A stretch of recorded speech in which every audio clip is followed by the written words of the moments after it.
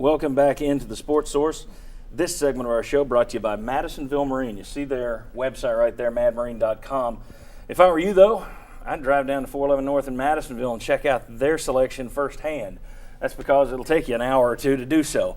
If you're one of these people that say, well, I don't know, do I want to do just a fishing boat? Or, well, the family wants to do some stuff, we could do a pontoon. You don't need to go to 2, 3, 4 different boat dealers. Go to Madisonville Marine.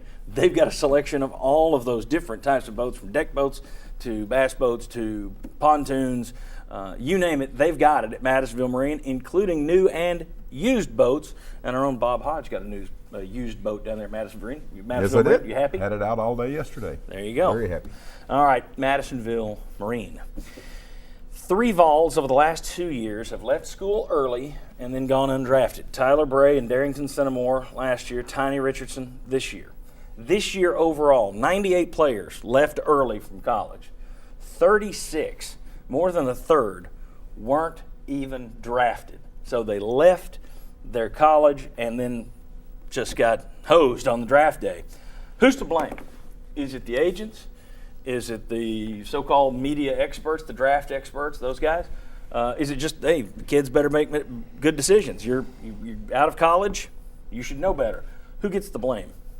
I think part of it is a cycle. Now, when you're being recruited, there are high-level players that are being told, if you get on the field as a freshman and you succeed, in 3 years you're gone.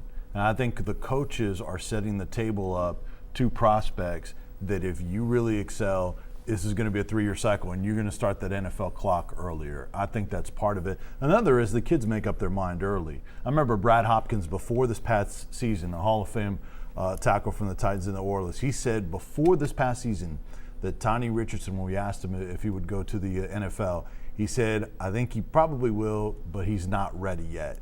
And Tiny clearly, in my opinion, probably had that in the back of his mind. He determined to go, regardless of how the season went.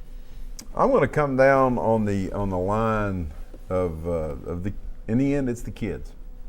I think it's just the individual responsibility thing. Now, it's hard when you've got moneyed people, agents, whispering in your ear. It's hard when you turn on the NFL Network and there they have you as one of the top 20 prospects available.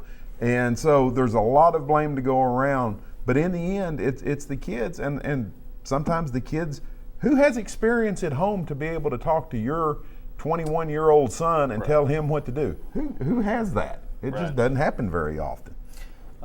Guys, Mike Florio, who does NBC and ProFootballTalk.com, came down pretty hard on Todd McShay of ESPN, and I agreed with him. McShay, midway through the draft, when these kids weren't getting drafted, he tweeted, all these people that have put big ideas in these kids' heads, I hope you feel bad about that now. And Florio pointed out, you're the one that does the way too soon, as he calls it, mock draft. He did it this week. Right. And out of the top 15 players, I think 9 were underclassmen for next year. He had guys at the top of the draft last year that weren't even drafted this year. First-round guys in his way too soon mock draft.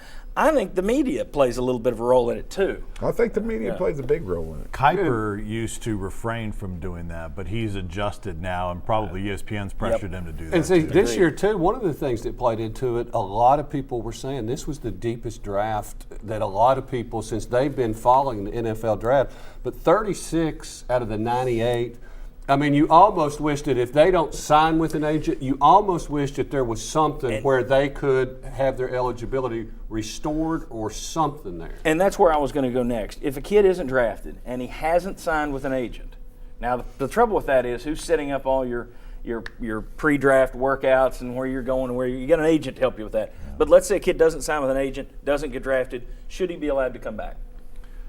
I don't think so. I think there's too many things that go into the development and the preparation for the draft to try to give these kids the best possible scenario. You need that guidance and that assistance. And there's just so many conversations. You do interviews at the scouting combines. There's just so much with the professional level that you're doing.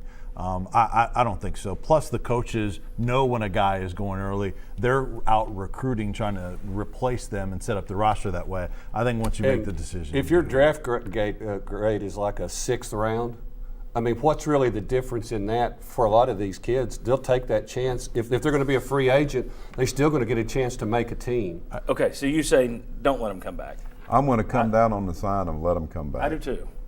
Now, I don't know how you would do that because I think you're absolutely correct, Vince. I think a lot of money gets spent, a lot of time away from class gets taken going through all of this process, so I don't know how it would work.